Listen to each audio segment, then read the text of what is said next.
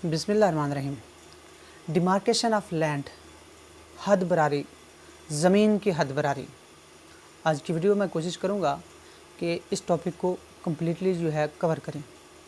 ज़मीन की हद बरारी होती क्या है, इसका रेलेवेंट लॉ क्या है, कौन सा रकबा जो है उसकी डिमार्केशन हो सकती है, किस शख्स को इख्तियार होता है डिमार्केशन का, डिमार्केशन करने के लिए किस तरह एप्लीकेशन तैयार करनी चाहिए और एप्लीकेशन के कंटेंट्स क्या होने चाहिए।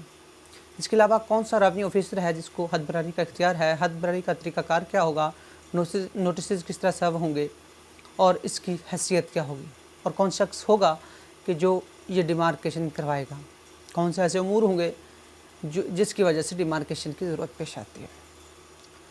तो बुनियादी तौर पर वो अमूर ज़ेर बहस लाते हैं कि किन वजह से डिमार्केशन की ज़रूरत पड़ती है। डिमार्केशन की ज़रूरत उस वजह से पड़ती है कि जब एक मुरब्बा में, एक खेवट में एक बंदे का मखसूस कब्ज़ा है और उसे लगता है कि साथ वाले उसके मुश्तरका खेवटदार ने या उसके हिस्सेदार ने उससे रकबे में से अपने रकबे में कुछ कब्ज़ा किया हुआ है।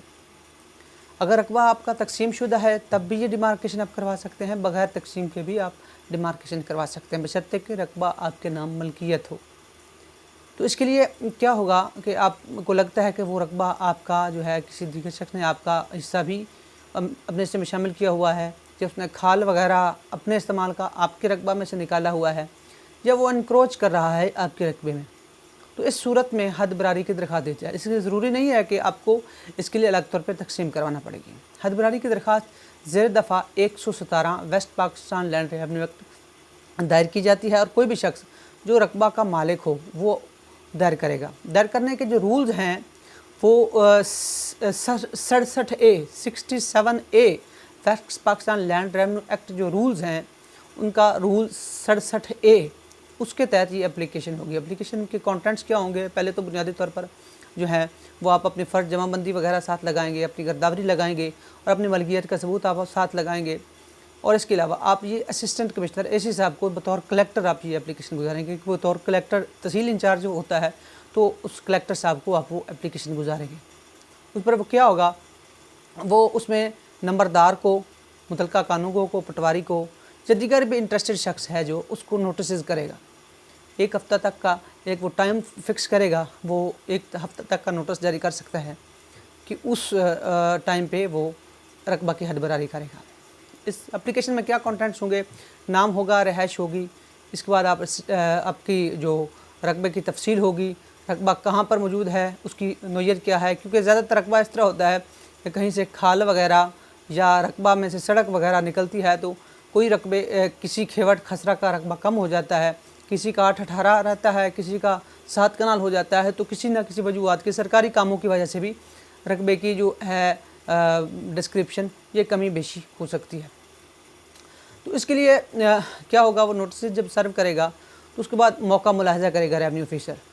मौका मुलाहजा करने के बाद मोस्टली चूँकि ये एप्लीकेशन कलेक्टर साहब को होती है, कलेक्टर का इंचार्ज जो होते हैं वो एसी साहब होते हैं, असिस्टेंट कमिश्नर साहब बतौर कलेक्टर काम कर रहे होते हैं तहसील इंचार्ज कर, और वो तहसीलदार को या पटवारी कानूनगो को ये कह सकते हैं कि आप जाएँ और मौका मुलाहजा करके ये हद बरारी का है। ज़रूरी नहीं है कि तहसीलदार ये इसी मौका पर जाकर वो हद डिमार्केशन कराए, बज़रिया पटवारी या कानूनगो भी ये डिमार्केशन करवाई जा सकती है। वो मौका पर जाएंगे, आपके कागजात की मौजूदगी में फ़ीता वगैरह के साथ या जिस तरह से भी उसका वो मेजरमेंट करेंगे इस रकबे की, उनके पास तमाम रिकॉर्ड मौजूद होगा। वो उस मौका पर अपना तमाम रिकॉर्ड रेवेन्यू जो है उस प्रॉपर्टी का वो भी अपने साथ ले जाएंगे, वहाँ पर वो हद बरारी करेंगे। हद बरारी करने के बाद जो है जो लोगों के ऑब्जेक्शंस वहाँ पर आए वो भी नोट करेंगे और वापसी पर आकर अपने रेलिवेंट रजिस्टर में उसका अंदराज करेंगे। अगर किसी शख्स के रकबा में इंक्रोचमेंट हुई है तो उसका खात्मा का भी इख्तियार उनके पास होगा और वो करवा सकेंगे, और इसका फ़ाइनल इख्तियार जो है वो कलेक्टर साहब के पास होता है, इसके लिए स्पेसिफिक ऑर्डर पास होगा।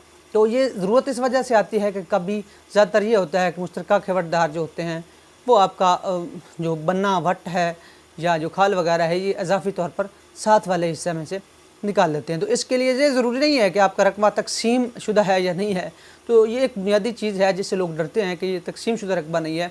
तो इस सूरत में भी जो आपके पोजेशन में रकबा है उसी की आप डिमार्केशन करवा सकते हैं, हद बरारी करवा सकते हैं, खसरा वाइज हद बरारी करवा सकते हैं कि ये फ़लाँ मुरब्बा का फ़लाँ किला मेरे हिस्सा में है, इसकी हद बरारी करा दी जाए। वो दूसरा शख्स इंटरेस्टेड है कि ये इसको तकसीम होना चाहिए, तो वो अपनी तकसीम की दरख्वास्त दे सकता है। तब तक डिमार्केशन शुदा रकबा आपके कब्ज़े में रहेगा। That's it.